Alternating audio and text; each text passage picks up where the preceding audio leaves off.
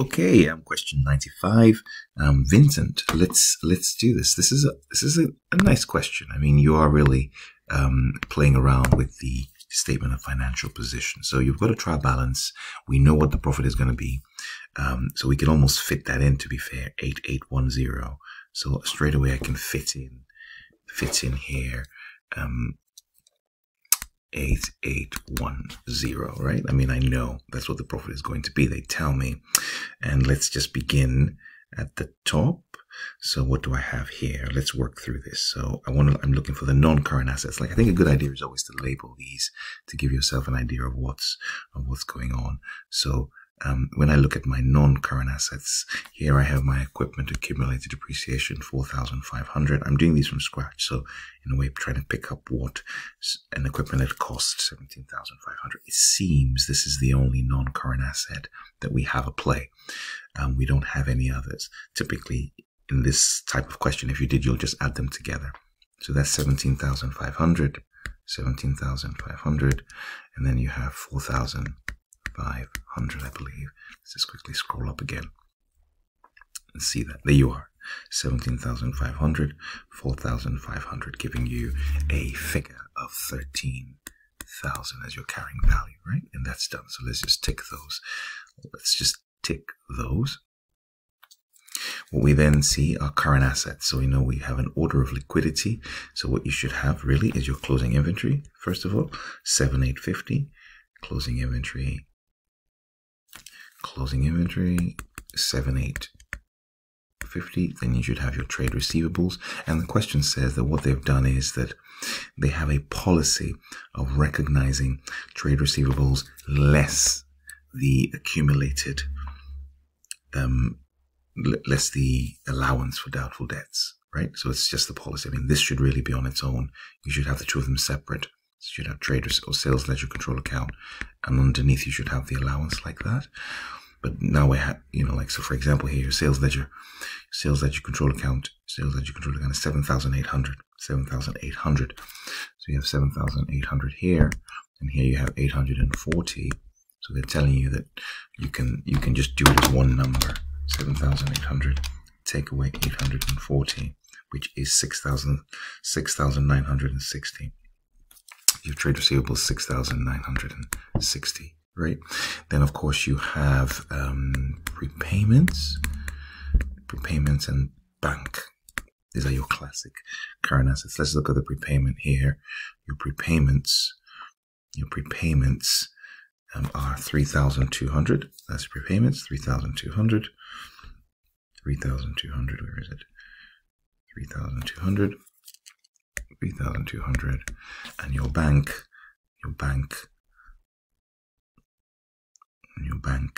is overdrawn, interestingly enough, at 1,250. So it's not bank. Let me just very quickly see what the other very cheeky of them there, because typically I wanted to put that in. I wanted to put bank in, so I can't do that. Well, I'm going to have to leave that blank because my current liabilities, I'm going to write trade payables, or I'm going to write trade payables, and then I'm going to write other payables, and then I'm going to write bank because the bank is overdrawn. Yes, the bank is overdrawn. Let's just look at that. Let's do that. The bank is overdrawn, and remember that it's only things that have to do with the statement of financial position that are going in here. So accruals, and bank, capital, closing, all these discount received, depreciation charge have already worked their way through the income statement and have become what we're calling profit today. So we've already dealt with all of these. All these have been now dealt with. All these wages and rent and revenue and disposals, right, and purchases, all dealt with, spilling out as profit. We're just putting in those closing figures. Okay, so where are we? Trade payables. Where are we with trade payables? So we have trade payables.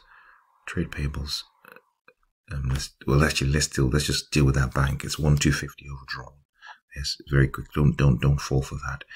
Bank is 1,250 overdrawn. 1,250 overdrawn. Yes, so we don't do bank and then do like a sides over. No. Put it in the current liability section. Well, that's what I'm saying. It'll be interesting to see what the answers are. But I imagine on your exam, it will always put it on the current liabilities. That's the standard way to do that. So let's do trade payables, purchase ledger control account. Where is it? Here we are. That's 6,800. We've done that. 6,800. 6,800. Trade payables, 6,800. And then we have 6,800. Then we have these sundry payables of one. Let me just see. Did it want to add all the payables together? It says showing trade payables and sundry payables is one figure. So let me add those two together then, because that's what it wants, right? So it's saying basically add these two together as one payable. So that's 1,450, 6,800. I'll do that here. 50, 4 plus 8 is 12, and that's 7,250, right? That's 7,250. So what am I going to do here? I'm going to put here,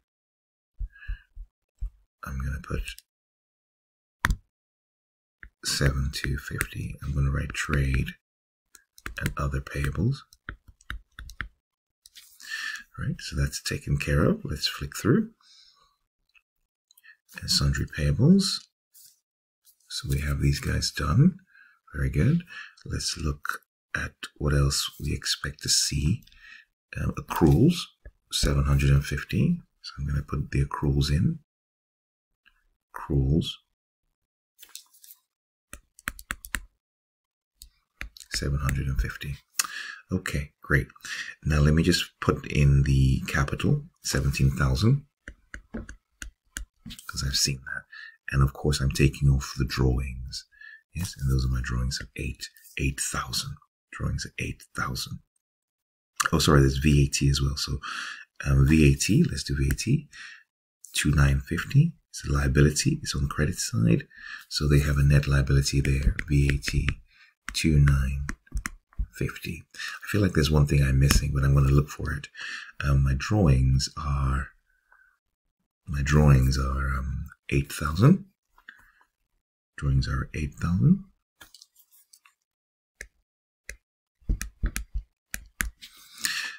And let's see. Let's just quickly flick through just to be sure there's nothing we're missing. So we have the general expenses are normal, in expenses, opening inventory, not interested, not interested. Those are income statement events. Income statement events, we've dealt with that. This is an income statement event, income statement, we've dealt with that. Income statement, we've dealt with that. We've income statement, we've dealt with that. Sundry payables,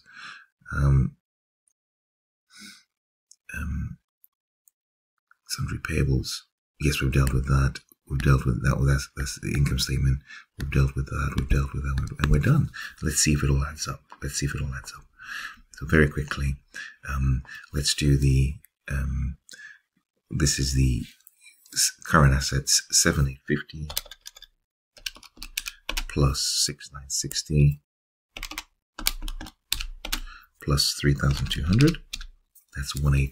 I'm just going to write that here. 18010. I'm just writing this here. I'll take that out later. And let's add all our current liabilities. 7,250 plus 750 plus 1,250 plus 2,950 is 12,200. And we find the difference between these current assets and current liabilities. If you remember, the whole idea here is to get your net current assets first to see whether you are actually solvent in the short run. So we take that away from the 18,010, and we have 58,5810. So I should really change my pen color for these totals, right? So this here is 18,1. This is 18,010, which is the sum of all of these. I'm just putting it here by the side. And then when we add these together as well, you get the 12,200. Now you can take these away from each other and you have the 5,810. Well, those are my net current assets, and I have my other non-current assets. So when I add these assets together now, I get the total in here, net assets, which is 18,810. Right, 18,810. So what I should now have is a scenario where I now say, well, what is 17,000 plus 8,810 minus 8,000? Oh, I get 17,810. So I'm missing 1,000. This is good, just to find out why. It means that, let me just scroll up, so that I've got 1,000 somewhere. It might be my additioning, but let me quickly scroll through and see why I've erred. Let's just go here. Bank 1,250 accruals. It might be my additioning. I'm terrible with my adding sometimes. Yeah, it's here, isn't it? It's here. It's this figure here. I've made a mistake with. Here we are. So you can see here that when I said, like I said, when I did this, when I did 0, 5, 12, this is actually 8, not 7. So this is 8,250. Let's fix that. So here I have 8,250, and this would become 13,200, and therefore this would become 17,810. Cool. Great stuff. Well done. Awesome. Thank you. That's question 95.